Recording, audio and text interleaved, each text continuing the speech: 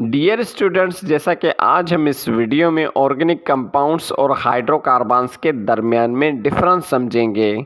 Organic compounds वो compounds होते हैं जिसमें कार्बन और हाइड्रोजन एलिमेंट लाजमी होते हैं, लेकिन उनके साथ साथ कोई तीसरा एलिमेंट भी हो सकता है, जैसे ऑक्सीजन, नाइट्रोजन, फास्फोरस, सल्फर या हेलोजेंस वगैरह। एग्जाम्पल देता चलूँ, जैसे मिथाइल अल्कोहल है, मिथाइल अमाइन है, मीथेन है। ये कुछ एग्जाम्पल हैं ऑर्गेनिक कंपाउंड्स के। Now hydrocarbons.